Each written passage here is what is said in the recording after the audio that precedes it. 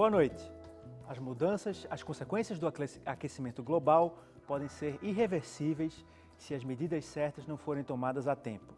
O alerta foi divulgado no dia 2 de novembro deste ano pelo Painel Intergovernamental sobre as Mudanças Climáticas das Nações Unidas, o IPCC.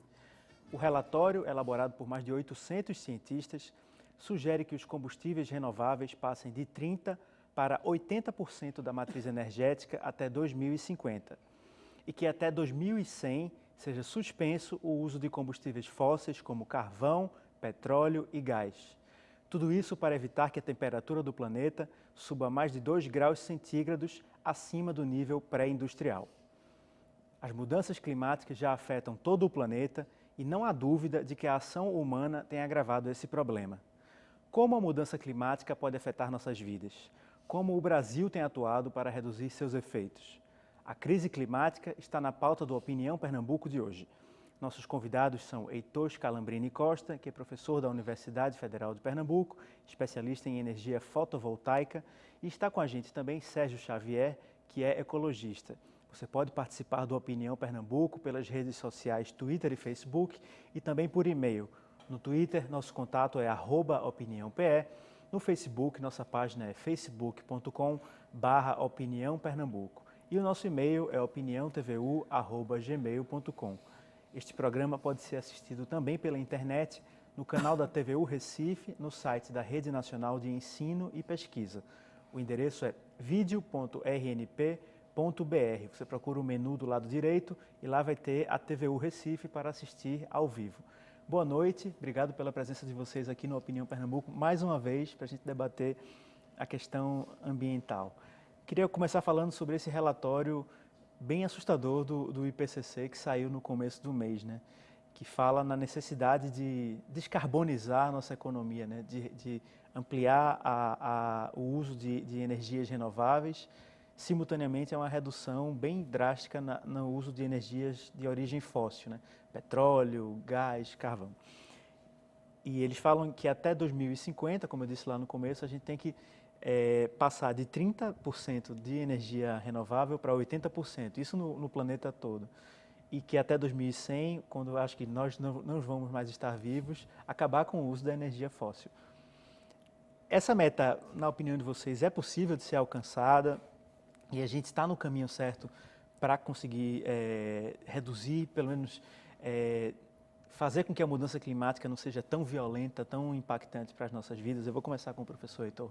Bem, boa noite, um prazer estar aqui novamente. Boa noite, Sérgio, telespectadores. Bem, sem dúvida alguma, esse último relatório que você mencionou, né, do que eu costumo chamar dos cientistas da ONU, né, do Painel Intergovernamental de Mudanças Climáticas, foi muito contundente com relação ao que a gente já está vivenciando, né? Não é algo para o futuro, mas é algo para o presente, né? Que são as mudanças climáticas e todas as repercussões que ela tem no nosso dia a dia. Quer na questão agora que a gente vê a crise da água, quer a questão da crise da energia, ou seja, as inundações, o aumento do nível dos oceanos, a extinção de espécies, isso não há mais como fugir dessa realidade. Então, sem dúvida alguma, né, esse é um momento muito crucial, né, da humanidade, podemos dizer assim, porque é um efeito que não é local, né, é um efeito global, atinge a todo o planeta Terra, né? E, sem dúvida alguma, o que apontou o relatório, né, é uma constatação de análises científicas, não tem mais a de duvidar de que realmente as atividades humanas, né, têm exercido têm provocado esta situação, né, que ou seja, do próprio aumento da temperatura média da Terra e todas as suas repercussões.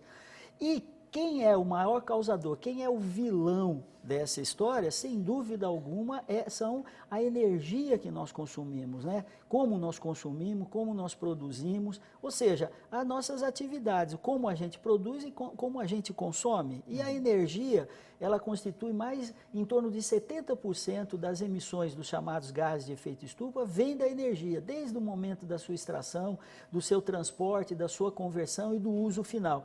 Então, sem dúvida alguma, o relatório ataca a essência do problema. Nós temos que mudar o tipo de energia que nós utilizamos. E aí, sem dúvida alguma, os chamados combustíveis renováveis, aqueles que vêm da natureza, o sol, o vento, a biomassa, a matéria orgânica, não é?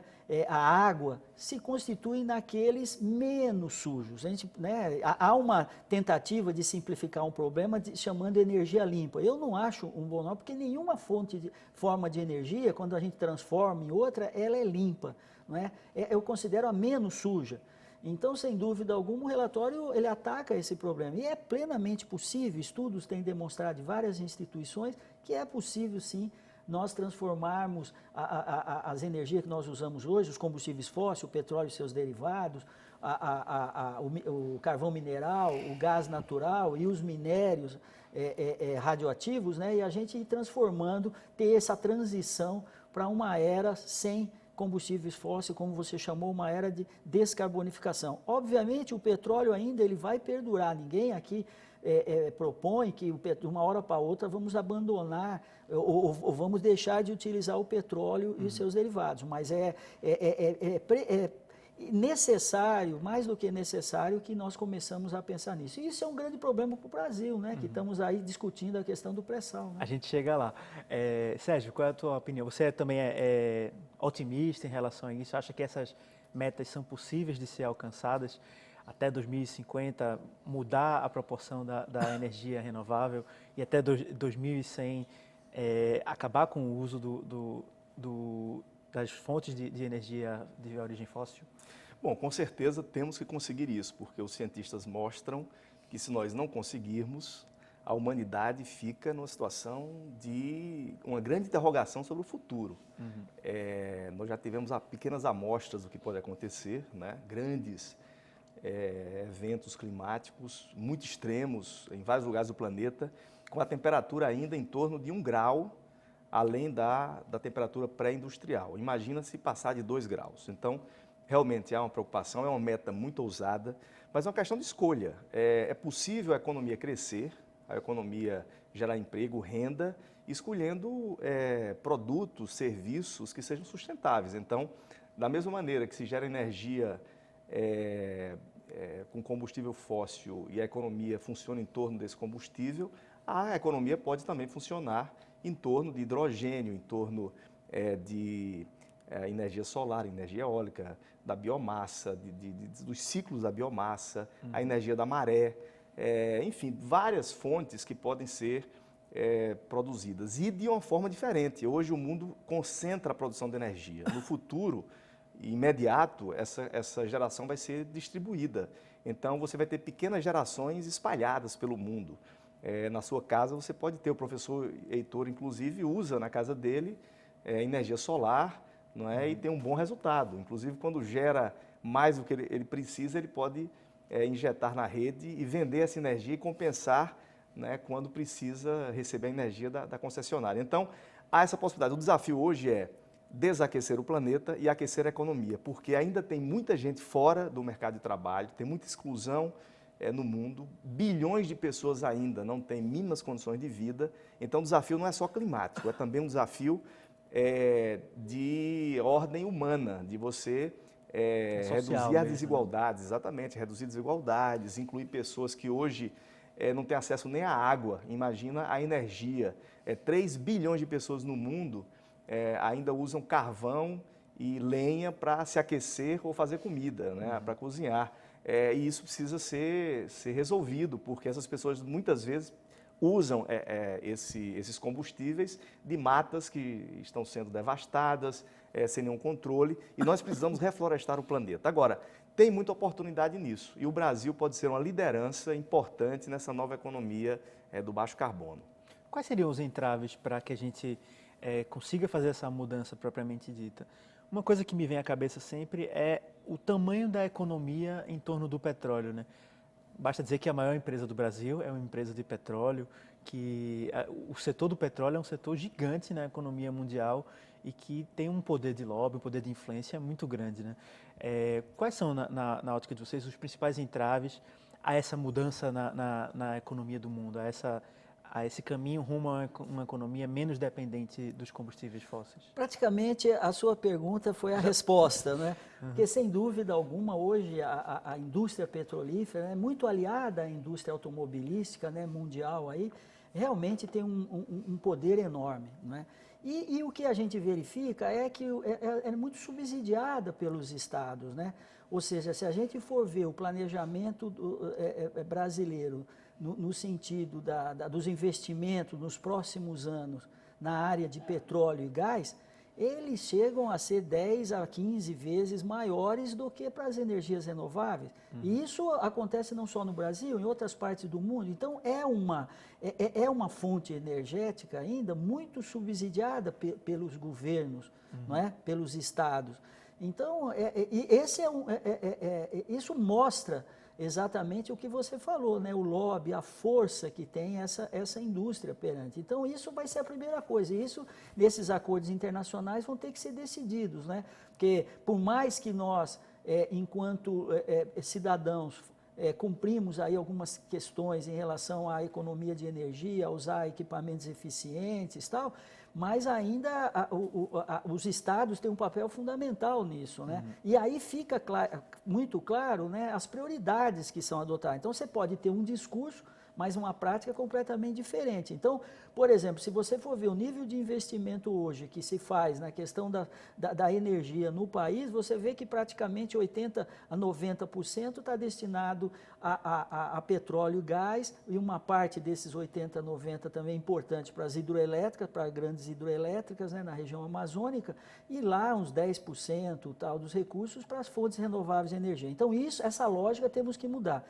Eu estou muito confiante, né, porque você sabe, o acordo que nós tínhamos em termos mundiais, que era o protocolo de Kyoto, ele se inspirou e, ao meu ver, foi muito negativo, né? Nós não conseguimos atingir as metas que estavam ali de redução das emissões. Então vamos ter agora em Paris, né, no próximo ano, uma nova rodada, né, que vai realmente definir essa questão desse acordo internacional que a gente vai ver. Com certeza o relatório do IPCC agora, né, vai ser vai nortear essas negociações, e nós esperamos que estou muito otimista, né, frente a uma situação de tão contundente, como eu disse anteriormente, que foi mostrado pelo relatório do IPCC. Como você vê essa questão, Sérgio? Como enfrentar esse lobby, esse poderio econômico tão grande do setor do petróleo na economia mundial? Olha, só há uma força maior do que as empresas de petróleo.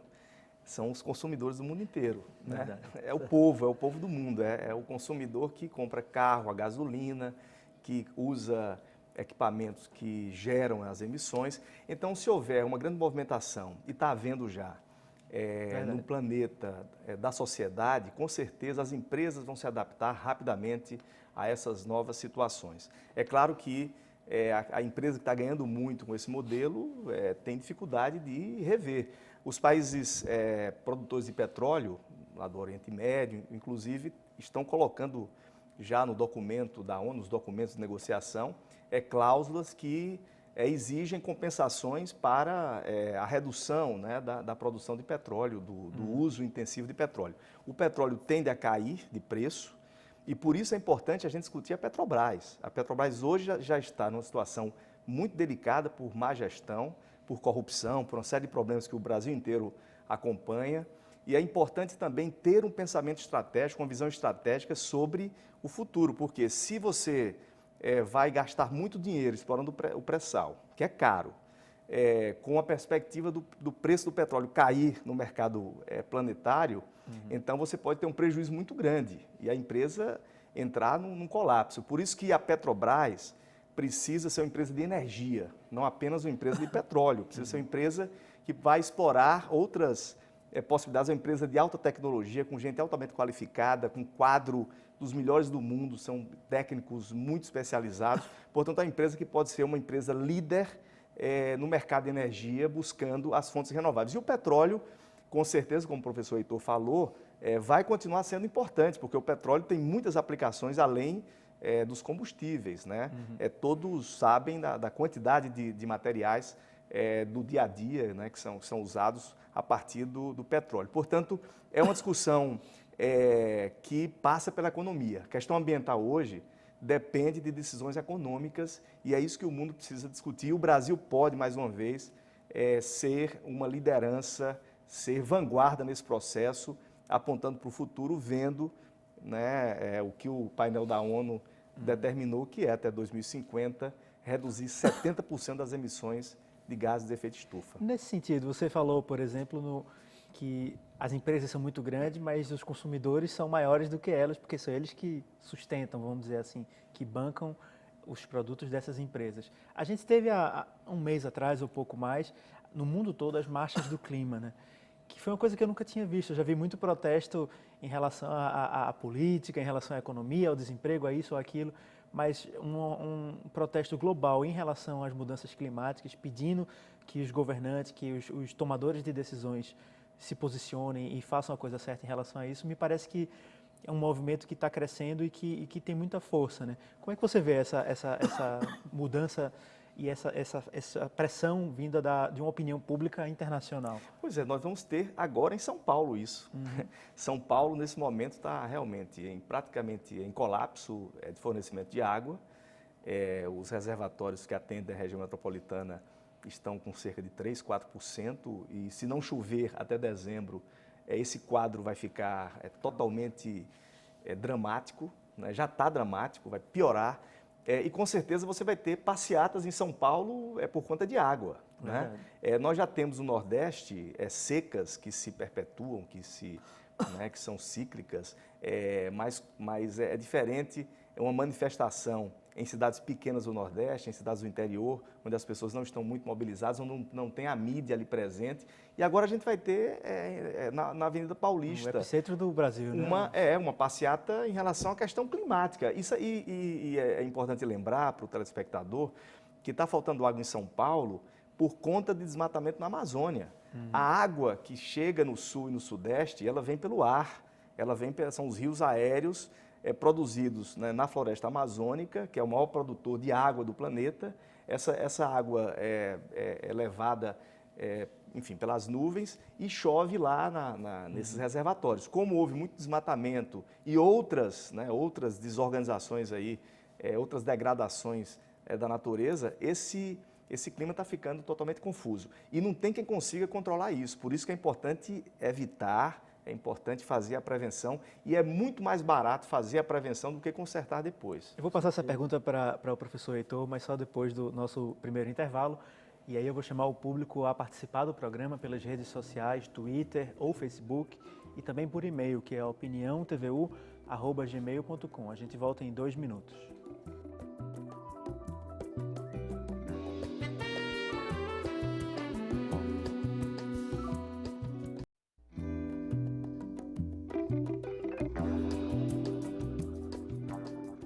De volta com a Opinião Pernambuco, nosso tema de hoje é a crise climática. Nossos convidados de hoje são Heitor Scalambrini Costa, que é professor da Universidade Federal de Pernambuco, especialista em energia fotovoltaica.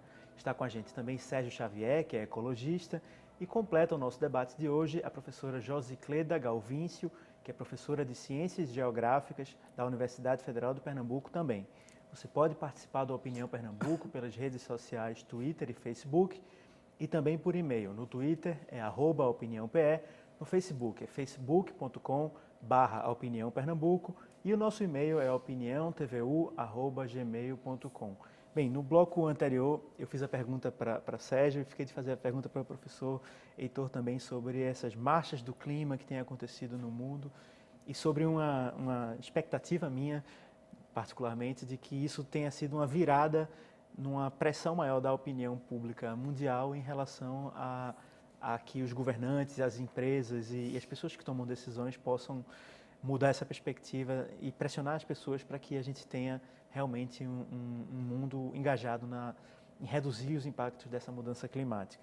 Queria que o senhor falasse um pouco sobre como vê essa movimentação mundial nesse sentido. Não, eu acredito que nem você. Nesse aspecto eu sou otimista. Eu acho que é o único caminho, é a pressão popular em cima dos governos, né?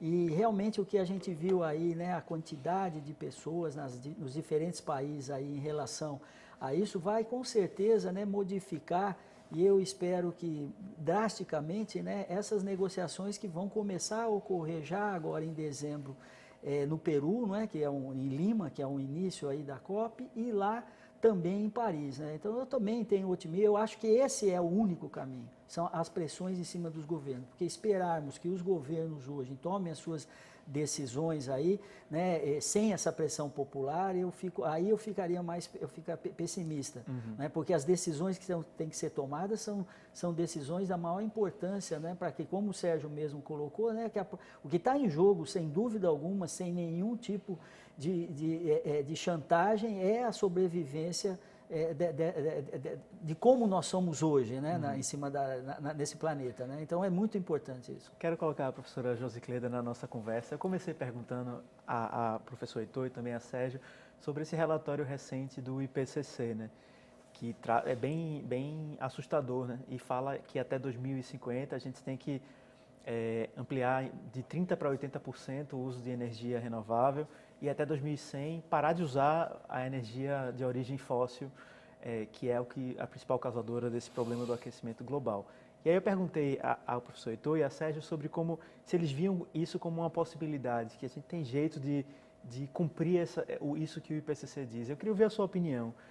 A senhora é otimista em relação a isso e acha que a gente tem um cenário que favorece essa mudança de cultura no mundo todo? Bom, boa noite. Boa noite. Agradeço o convite por estar aqui e poder participar desse debate de um tema de grande importância para a sociedade, seja civil ou científica, né, de interesse de todos, não somente do Brasil, mas o interesse do mundo. Né? E em relação aos prognósticos do IPCC, eu acredito que os países desenvolvidos eles precisam realmente investir em tecnologias inovadoras que realmente tentem buscar essas metas. Eu sou otimista em relação a isso? Não. Por exemplo, o Brasil é um país em desenvolvimento, eu acho que a gente precisa tentar equilibrar, né, essa equação, que é uma coisa bastante difícil. Né? Por exemplo, uma coisa é os países desenvolvidos, eles precisam realmente investir fortemente. Nós precisamos melhorar ainda nossa qualidade de vida. Então, essa equação tem que ser pensada diferente, no meu ponto de vista, para o Brasil em relação ao mundo, que o Brasil precisa melhorar a qualidade de vida das pessoas, mas também tem que pensar no meio ambiente. E a gente está numa situação favorável, o Brasil, no meu ponto de vista, comparado com o mundo. Por quê? Porque nós temos um grande potencial de recursos naturais. E a gente tem a oportunidade de fazer diferente do que os outros países já fizeram. Né? Porque a gente ainda está em desenvolvimento. Então, a gente tem a oportunidade de fazer diferente e eu acho que os governantes têm um grande papel nisso. A sociedade também tem um papel, até mesmo de pressão, né? Como vocês já estavam falando, os movimentos, né, da sociedade em relação às decisões políticas, levando em consideração o meio ambiente, eu acho que de super importância para o mundo e para o Brasil também. Já que a professora falou no Brasil e a gente já falou brevemente sobre a Petrobras, sobre o pré-sal, a gente viu, por exemplo, na campanha eleitoral, de como várias fichas foram apostadas na questão do pré-sal, né? E o pré-sal é petróleo, e o petróleo é causador do aquecimento global, né? Dos gases do efeito estufa e tudo mais. A importância do pré-sal é óbvio também, por outro lado, como o Sérgio falou, que o petróleo está em várias dimensões da nossa vida, está nessa cadeira, está na nossa roupa, está aqui no computador, está em tudo, né? Mas falta um debate na sociedade brasileira mais aprofundado a respeito do que fazer com essa riqueza, no sentido de utilizá-la de forma mais responsável e de não estar na contramão desse aquecimento global. Eu vou começar com o Sérgio, que não falou ainda nesse bloco. Olha, na verdade, nós precisamos de um novo instrumento de planejamento e de gestão com uma visão sistêmica. O planejamento no mundo é feito por setor. Cada setor faz as suas metas, define. O setor de petróleo, o setor de automóveis, cada um apresenta uma meta mais ousada, né, de conquistar mercado, de ocupar espaço e tudo mais. Então, nesse momento que precisa ajustar o planeta, né, para reverter essa situação, climática e também de esgotamento dos recursos naturais. Não é só questão das emissões, tem também esgotamento de recursos naturais. Nós já extrapolamos os limites de várias cadeias, né, de produção, utilizando recursos naturais, que não dá mais para continuar do jeito que está. Então, os governos do planeta inteiro precisam implantar instrumentos que possam permitir um planejamento de tudo ao mesmo tempo. Parece até difícil explicar isso, mas, por exemplo, a questão da energia. Se você reduz o uso do petróleo, você vai ter que aumentar o uso dos biocombustíveis. E para isso vai ter que plantar. E na hora que vai plantar, você tem que definir as áreas para que não haja falta de alimento. Então, parece que petróleo não tem nada a ver. Pois parece que petróleo não tem nada a ver com arroz e de repente tem, né? Com qualquer outro tipo de produção agrícola. Vai ter, porque se você diminuir as áreas de cultivo, você pode ter problema também de alimento, já que a humanidade está crescendo e tem muita gente ainda que nem se alimenta nas quantidades que deveria. Verdade. Então, se nós observarmos dessa forma, a maior urgência que o planeta tem hoje é exatamente de instrumentos que possibilitem você definir limites e, a partir desses limites, você fazer uma gestão melhor. Então, tem que definir qual o limite de carros na cidade, qual o limite de áreas para plantio de biocombustíveis, qual o limite do uso de fontes fósseis. Tem que definir limites. A gente está com uma visão ainda de que não há limite, que pode tudo. Então, precisamos entrar na era do limite e na era da gestão sistêmica. Eu acho que essa é a base para reverter esse processo. Queria ouvir o professor Heitor sobre essa questão do pré-sal. A gente aposta ficha demais num tipo de combustível que está com os dias contados, se a gente pensar num período histórico até médio e curto prazo. Foi muito frustrante, né, na campanha eleitoral a ausência de um debate maior sobre essa questão, né? Se esperava um pouco mais. Houve até uma tentativa de iniciar um debate, né, sobre a questão do pré-sal, tal, que acabou sendo desqualificado. Enfim, foi muito frustrante porque eu esperava mais dessas pessoas que vão governar por mais 4 anos, né? Mas, sem dúvida alguma, essa discussão do pré-sal é contínua e obviamente não ficou restrito ao período da eleição, e nós temos que discutir profundamente. Como o Sérgio e vocês têm dito, né, o petróleo é uma matéria-prima para muita coisa, né? E a gente, quando pensa no petróleo, a gente pensa na gasolina, né? Pensa naqueles transportes, que é algo que nós devemos retomar, né? Hoje a gente está vendo o grande problema da mobilidade na cidade, tem tudo a ver, como o Sérgio falou, desse planejamento sistêmico, eu concordo com ele, nessa necessidade, porque há repercussões na nossa vida, no nosso dia a dia, né? E essas coisas todas estão interrelacionadas, né? Então, o petróleo hoje, ao meu ver, a gente tem que pensar em utilizá-lo muito mais como matéria-prima do que como combustível, né? Essa é a primeira questão aí que eu acho que é muito importante aí. E, obviamente, não é, como eu disse e repito, né, essa força sobrenatural que tem aí a indústria do petróleo e do gás, né? Ou seja, que nós temos os governos têm que enfrentar, e junto com a sociedade, com a pressão social, né, nós temos que enfrentar essa situação. O pré-sal, ele é colocado para nós como a grande salvação para a questão da saúde, da educação. Esse eu acho um debate que não nos leva a muita coisa. Nós temos que aprofundar mais esse debate sobre realmente isso daí, colocar todos os ovos na mesma cesta, né, como você falou, né? Nós temos que ver aí outros recursos, temos fontes, como a professora falou, né? O Brasil tem uma biodiversidade fantástica, né, os recursos naturais que nós não temos em outros países e nós devemos aproveitar. Não podemos dizer que hoje a energia solar faz parte da nossa matriz elétrica e ela contribui com menos de 0,1%, que a energia eólica contribui com menos de 3%, quer dizer... Com a quantidade de luz de sol. Exato, exato. Então, a gente está demorando muito para utilizar. Isso daí já está... Né, nós temos que começar realmente a diversificar a nossa matriz com a maior urgência possível. Queria ouvir a professora sobre essa questão do pré-sal. Assusta um mau uso dessa riqueza que está lá embaixo da camada de sal? Bom, como o Brasil tem vários problemas, né, e a gente às vezes talvez não tenha sido discutido tão fortemente nas campanhas eleitorais, porque muitas vezes o foco foi outro, né? Assim, eles não deram prioridade muitas vezes ao debate do meio ambiente e outros problemas e impactos ambientais. Mas assim, o pré-sal, no meu ponto de vista, ele tem grande importância econômica para o Brasil, né? Então é muito complicado, por exemplo, quando a gente pensa o que fazer para o Brasil, onde você sabe que as questões econômicas são de grande importância ou que isso vai trazer grandes retornos para o Brasil, na educação, na saúde e etc. Então, assim, o que eu acho em relação ao pré-sal, né, o que é que, não somente o pré-sal, mas todos os projetos do Brasil, né, eu acho que o ponto meio ambiente, a questão meio ambiente, tem que ser colocado mais fortemente nesses projetos. Então, assim, eu não sou contra o desenvolvimento, mas penso no desenvolvimento sustentável, que não é fácil, né? Então, eu acho que o ponto meio ambiente, ele tem que ser colocado mais forte nos projetos, tem que dar mais prioridades nos projetos.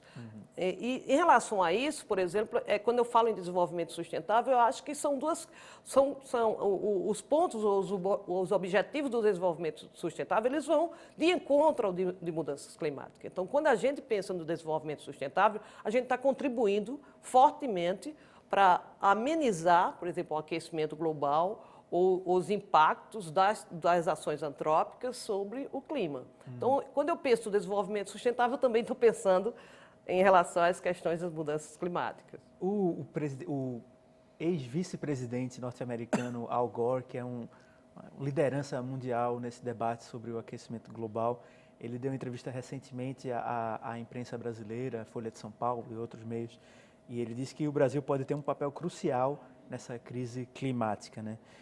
Na opinião de vocês, como é que o Brasil tem atuado? E aí eu falo não só internamente, mas como um país que tem uma dimensão enorme no contexto mundial, é uma liderança na América Latina e tem um peso grande nas relações internacionais. Como o Brasil tem atuado nesse sentido? E aí eu lembro que o nosso país não assinou, né, a Carta das Florestas, acho que um mês, foi durante a campanha eleitoral. E que isso teve uma repercussão muito ruim nos meios que debatem e que militam nessa causa do meio ambiente. Qual é a tua opinião, Sérgio, a respeito disso? Olha, eu acho que o Brasil está perdendo uma grande oportunidade de ser liderança no planeta. Se há uma coisa onde o Brasil pode liderar, é exatamente no modelo de desenvolvimento sustentável, que, como a professora Josicleda falou, o Brasil tem todas as condições para fazer o dever de casa e exigir que o mundo também faça. E nós podemos ganhar muito com isso, porque o valor das florestas vai mudar com a necessidade de captura de carbono.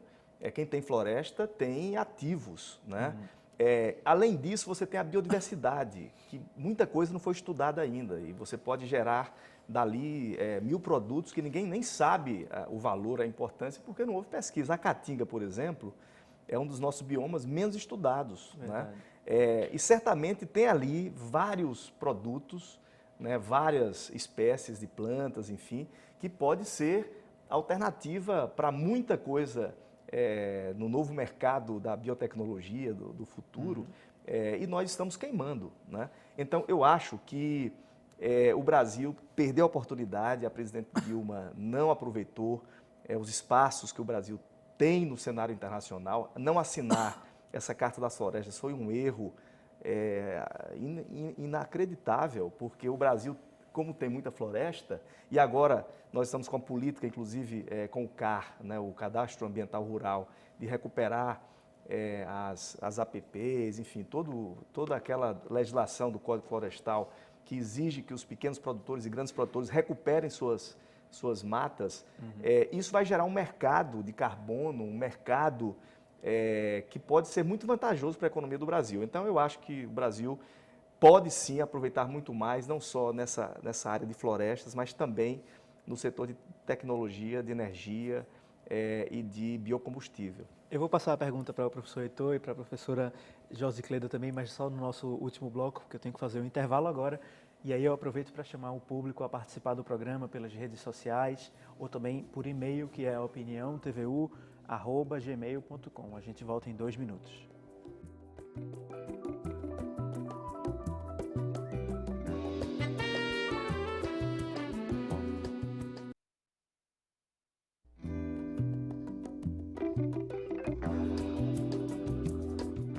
Opinião Pernambuco está de volta. O nosso tema de hoje é a crise climática. Os nossos convidados são o professor Heitor Scalambrini Costa, que é professor da Universidade Federal de Pernambuco, especialista em energia fotovoltaica. Está com a gente também Sérgio Xavier, ecologista, e completa o nosso programa a professora Josicleda Galvíncio, que é do Departamento de Ciências Geográficas da Universidade Federal de Pernambuco. Ainda dá tempo de participar do Opinião Pernambuco pelas redes sociais Twitter e Facebook e por e-mail. No Twitter é @opiniãope, no Facebook é facebook.com/opiniãopernambuco e o nosso e-mail é opiniãotvu@gmail.com. No bloco anterior eu fiz a pergunta para Sérgio e queria repassá-la para os dois professores sobre essa questão, essa fala do Al Gore, né, do ex-vice-presidente norte-americano, que fez aquele filme Uma Verdade Inconveniente e que é um militante dessa causa, né, sobre ele acredita que o Brasil pode ter um papel de liderança, um papel importante no mundo, na dianteira do combate a essa crise global. Vou perguntar primeiro ao professor Heitor o que é que ele pensa sobre o papel brasileiro nesse contexto internacional e como ele enxerga o Brasil no momento. Os nossos indicadores não são muito positivos, né? Em agosto e setembro aumentou o desmatamento na Amazônia, a gente não assinou a Carta das Florestas, a gente não está exatamente bem na fita não, né? Sem dúvida, ao meu ver, né, é muito contraditória a posição do governo brasileiro, né? Ele tem uma posição para fora do país e internamente uma posição contrária, diferenciada, né? Diferente, não diferenciada. Enfim, então eu considero muito contraditório. Nós somos muito bons em fazer os diagnósticos, né? Nós temos o Plano Nacional de Mudanças Climáticas e o que nós devemos fazer é exatamente segui-los ali, as propostas que estão ali. Então, nós fazemos bons diagnósticos, né, identificamos o problema, mas na hora de implementar as soluções, esse é uma grande questão. E a nível internacional, você bem disse aí, Sérgio, também, né? Ou seja, pisamos na bola, não pisamos na bola com essa questão das florestas, né? E eu diria até mais, o ano passado também foi criada uma associação internacional para fomentar o uso das energias renováveis. E o Brasil não foi convidado e também não aceitou entrar, né, nessa associação internacional. Enfim, então, sem dúvida alguma, nós temos que, a pressão popular, né, mais uma vez aí, ela tem que pressionar o atual governo que vai tomar posse, está aí no finalzinho do mandato, vai continuar em 2015, né, a ver essa questão ambiental e, como a professora disse, né, ser realmente uma das prioridades, porque as grandes obras, os mega empreendimentos que estão sendo feitos no Brasil, têm desconsiderado, lamentavelmente, a questão ambiental. Professora, como você vê essa questão? Você falou muito na questão do desenvolvimento sustentável, né? Isso é um exemplo que a gente pode dar para o mundo, é uma fórmula que a gente pode ensinar o restante do mundo a fazer também. Como você vê o papel do Brasil com o peso diplomático e comercial que ele tem no mundo nessa condução do combate a essa crise climática? Bom, como concordo totalmente com o Al Gore, eu acho que o Brasil realmente pode ter um papel muito importante nas questões climáticas mundiais. Também com o Sérgio, eu acho que o país, o Brasil, o governo brasileiro tem feito pouco, muito pouco, né, como o professor, quer dizer, que o Brasil tem pouco investido em questões eu acho que, principalmente de recuperação de áreas que já estão degradadas. Eu acho que a gente tem visto poucas ações, poucos projetos do governo. Por exemplo, no semiárido a gente tem núcleos de desertificação que, se você pegar o investimento, alguns pesquisadores têm apresentado em alguns eventos que eu coordeno ao longo dos anos, né, que convido vários pesquisadores, têm mostrado que os investimentos para a desertificação, né, para as áreas que estão em processo de desertificação é mínimo, né, onde você precisa de investimento e recuperar essas áreas. Eu citei o caso das áreas em processo de desertificação, mas a gente também tem problemas aqui, por exemplo, nas áreas úmidas, na Mata Atlântica, áreas desmatadas, áreas que foram substituídas por outros cultivos. Então, é preciso ver que cultivos são esses, que nessa substituição a gente precisa de produção agrícola, precisa. A população precisa de alimento, precisa. Mas a gente precisa saber o que é possível produzir em determinadas áreas. Às vezes, muitas áreas são exploradas por determinados tipos de cultivo que são inapropriadas. Então, assim, e o governo tem feito pouco nesse sentido, tanto de recuperação de algumas áreas, como as áreas em processo de educação, como, por exemplo, de recuperação, de reflorestamento das margens dos rios, né? muito menos ainda, por exemplo, em fiscalização. Né? A gente tem muitos problemas com fiscalização, então assim, são vários os problemas que eu poderia citar aqui, que o Brasil tem investido bem pouco, e a gente poderia ser exemplo nisso. Né? Eu acho que a gente teria muito que mostrar. O país está em desenvolvimento, isso eu acho bom. Né? Talvez isso tenha sido muito bom na situação atual, a gente não ser uns Estados Unidos já bem desenvolvido, a população tem qualidade de vida, a gente quer qualidade de vida, a gente quer que a população melhore a qualidade de vida, mas a gente tem a oportunidade de fazer diferente. Então, eu acho que o Brasil, concordo com a Al Gore, pode fazer um diferencial aí no mundo, mas tem feito pouco, precisa fazer muito mais. A gente fala muito em governos, né? Mas não são só os governos que tomam as decisões, né? A gente fala muito na pressão popular, mas tem um setor que acho que é importante de se mobilizar e tem se mobilizado, que é o setor empresarial, né? Queria ouvir a opinião de Sérgio sobre como ele tem visto a mobilização das empresas nesse sentido e qual a importância de uma conscientização, de um processo de tomada de decisão das próprias empresas privadas, dos próprios tomadores de decisões do setor privado. Olha, existem 3 papéis fundamentais. O do povo, cobrando, pressionando, e para isso precisa ter conhecimento, por isso que programas como esse aqui são fundamentais para que a informação chegue até as pessoas, elas sejam informadas do que realmente está acontecendo. Então, tem que ter a pressão das pessoas. As políticas públicas pelos governos, né, os governos nacionais e todos os países de forma integrada com planejamento global, e o papel das empresas na vida real, na prática, porque as empresas representam 60% do PIB do planeta, representam mais da metade dos empregos. Então, são as empresas que fazem acontecer, para o bem ou para o mal, o modelo de desenvolvimento. Então, se as empresas passarem a ser sustentáveis, cuidarem da água, da energia, dos resíduos, buscarem uma economia circular, ter lucro ambiental, lucro social, lucro humano, não só lucro financeiro, né? Com certeza a economia caminha para a sustentabilidade. Mas se as empresas não participarem disso, elas vão ser exatamente o oposto. E sobre a questão dos governos, eu concordo com a professora, temos aqui uma reserva federal lá do Catimbau, que o governo não dá a mínima atenção ao governo federal, e os governos estaduais também não davam a mínima atenção para a nossa Caatinga. Para vocês terem uma ideia, eu assumi a Secretaria do Meio Ambiente em 2011, e quando assumi não tinha nenhuma unidade de conservação estadual na Caatinga. De lá para cá, nós criamos 104 mil hectares, até o final do ano, são 104 mil hectares que vão ser protegidos na Caatinga, o que é muito pouco ainda, mas para quem estava com 0, é um grande avanço. E não basta só criar as unidades de conservação, precisa ter recurso, né, fazer a pesquisa, criar as condições para que a comunidade no entorno possa usufruir daquilo ali, ter melhor qualidade de vida, e para isso a gente também foi buscar o dinheiro da compensação ambiental, 200 milhões que estavam nas empresas, e as empresas não estavam pagando ao Estado. Em 2012, 2013, nós conseguimos recuperar esse recurso e está sendo aplicado exatamente nessa rede de unidades de conservação, que são importantes porque a Caatinga, segundo o relatório da ONU, a nossa Caatinga, Pernambuco, está na região das mais vulneráveis, né, do mundo, com seca e desertificação, possível desertificação na área, no semiárido, que representa 90% do nosso território, e a elevação do nível do mar aqui no litoral. Por isso que também nós fizemos aquele projeto em Jaboatão, né, governo do estado com a prefeitura e governo federal, para recuperar a praia, regenerar, fazer aquele engorda da areia para segurar o mar que já estava chegando nos prédios. Né? É incrível isso, como a gente fala do aquecimento global como uma coisa que pode acontecer, mas na verdade ela está no nosso dia a dia, ela está na seca do semiárido, ela está no avanço do mar e em outros aspectos. Queria ouvir o professor Heitor sobre essa questão das empresas. Elas têm um papel importante nesse processo?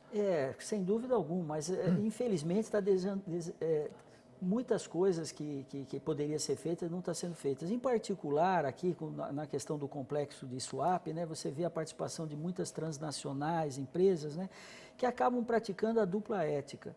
Ou seja, nos seus países de origem, né, as questões trabalhistas, as questões ambientais e várias outras questões, elas seguem toda a legislação. Mas quando vem para o Brasil, né, infelizmente, o que é chamada responsabilidade empresarial parece que fica deixado de lado. não é? Esse é um aspecto aí que eu acho que temos que levar em conta aí, é o papel das transnacionais nos nossos países, né, que acabam tendo uma certa frouxidão nas questões ambientais, na questão da fiscalização e chegam aqui e fazem o que querem, ou seja, os seus países de origem seguem a legislação, mas chegam aqui não seguem. E as empresas nacionais também que usam muito, né, como uma figura de marketing, né, como um marketing para a empresa, né, essa questão ou da sustentabilidade e tal, mas que acabam realmente deixando muito a desejar na questão ambiental. Infelizmente, no nosso país, ainda essa questão ambiental é deixada de lado, né, e ela é mais do que urgente que ela seja incorporada, não só com a questão econômica, com a questão social, mas a questão ambiental aí é urgente. E esse é o grande alerta que o IPCC nos deu a todos, né? Temos que nos preocupar urgentemente nessa questão.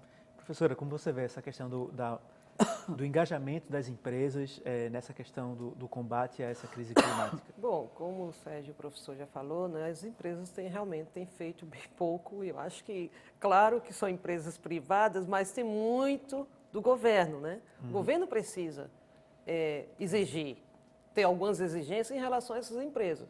Então, às vezes, eles não fazem porque ou por falta de fiscalização, como o professor mesmo disse, ou até mesmo por facilidade do governo, para que realmente, tipo assim, o Estado ou o município se desenvolva. Então, essa atitude tem que ser mudada, né? Voltando ao que eu já falei, né, tem que dar prioridade, mais prioridade, cada vez mais prioridade às questões ambientais. Então, enquanto isso, são empresas privadas, mas que o governo precisa também atuar nesse sentido. A gente fala muito de tomada do Brasil, como os países e tal. Em âmbitos mais próximos da comunidade, por exemplo, os municípios, os estados, e aí eu falo não só dos municípios brasileiros, mas, por exemplo, uma articulação de grandes metrópoles ou de províncias, de estados. Há decisões importantes para enfrentar o aquecimento global que podem ser tomadas em âmbito local, nos municípios, nos estados, nos bairros, nos condados, enfim, que não dependa especificamente dos países, dos presidentes, dos parlamentos. Qual é a tua opinião sobre isso, Sérgio? É claro que é a soma, né, das microações que geram, né, resultados gigantescos. Então, é claro que cada cidadão tem seu papel. Agora, a solução ela tem que ser a partir de políticas públicas globais. Não tem como alguém no seu bairro resolver o problema mundial. É claro que fazer a sua parte é importante, a gente tem que fazer, inclusive a questão do lixo. O lixo emite muito gás de efeito estufa. O metano, por exemplo, ele é 27 vezes mais intenso do que o carbono. Então, e é gerado muitas vezes, né, com lixões. Por isso que é importante a população reciclar o lixo, separar o lixo, os municípios exigirem que o prefeito faça o processo de reciclagem, que tenha aterros sanitários adequados, que gere energia a partir do lixo. Que é um problemão no Brasil também. O papel né? do cidadão é fazer a sua parte na sua casa e exigir da sua empresa e do seu prefeito e dos seus governantes que cumpram o que o painel da ONU está dizendo. Né? Reduza as emissões, cuide da água, cuide dos recursos naturais, porque não há nenhuma empresa, inclusive, que funcione sem recurso natural. É uma contradição tremenda o empresário não se preocupar com o meio ambiente, porque a água que a empresa usa vem do meio ambiente, a energia que a empresa usa vem do meio ambiente, a matéria-prima também. Afeta diretamente o negócio dela, né? Você sabia, foi fácil de criar o Bita-Iutinga lá em Suape, a maior reserva de Mata Atlântica do estado, foi muito fácil, sabe por quê? Porque todas as empresas ali precisam de água. Então, ninguém foi contra criar aquela unidade de conservação, porque vai abastecer o complexo industrial. Agora, imagine, se no futuro nós não tivermos água também em outras nascentes, as indústrias vão parar, porque a água vai ter que ser prioritária para as pessoas. Então, não adianta o empresário ficar olhando só para o lucro dele, porque no fim a empresa dele fecha. Mas um problema, Sérgio, que eu coloco é a questão também da mercantilização, ou seja, hoje certos recursos como água, energia, que são fundamentais à vida, viraram mera mercadoria Então elas estão sujeitas às leis de mercado. Você vê, o problema lá em São Paulo da falta de água ali, mas a empresa que faz fornecer a Sabesp teve um lucro em 2013 de 1,9 bilhões de reais. Então a empresa vai bem, mas a população vai mal. Então eu acho que a gente tem que discutir... E com ações lá em Nova York. Exato, né? e com ações em Nova York. Então temos que discutir muito, Com porque certeza. mercantilizar essas questões são fundamentais para a vida. Nosso programa já está perto do final. Queria ouvi-los rapidamente sobre essa questão da educação, né? Acho que é importante para enfrentar essa questão do aquecimento global, formar cidadãos que estejam conscientes a respeito disso. A gente tem formado cidadãos e cidadãs conscientes a respeito do impacto que eles causam e da mudança que é preciso fazer no mundo. Qual a sua opinião, professor Heitor? Bem, posso falar um pouco da minha área lá, sou do Centro de Tecnologia e Geociências, né? Eu vejo uma defasagem muito grande no currículo e nessa discussão da questão ambiental. Né? Vejo ainda que a gente tem muito que avançar, porque como você disse, né? Nós estamos formando pessoas ali que são os dirigentes, são os engenheiros, né? Desse século ainda, que vão discutir essas questões. Então, eu acho que a universidade, pelo menos a minha, que eu pertenço e que eu estou aqui vivendo nessa área da tecnologia, nós temos muito o que fazer nessa área aí. A gente tem pouquinho tempo, a professora também está nessa ponta educacional, né? Também está lá na universidade. Como vê essa questão? A gente tem formado, e aí eu não falo só na universidade, mas no geral, assim, a gente tem formado cidadãos mais conscientes, mais educados em relação a esses problemas ambientais? Você sabe que a educação tem um papel fundamental nessa questão das mudanças climáticas e desenvolvimento sustentável.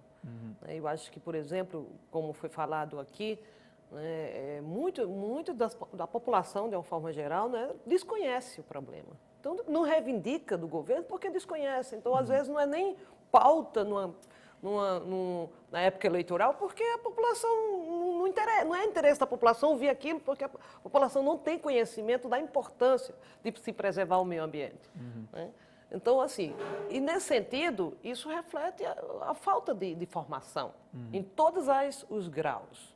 Seja na universidade, a gente precisa avançar bastante criando novos cursos que pensem ou que formem cidadãos voltados para as questões ambientais e que isso também nos diferentes níveis, né, de educação é preciso fortalecer com mais disciplinas, discutindo as questões ambientais. Então, de uma forma geral, nós estamos muito ruim, eu acho, em todos os níveis, em termos da educação voltada para o meio ambiente. Sérgio, eu tenho um minutinho para você dar uma opinião sobre essa questão. Não, tem dois desafios fundamentais.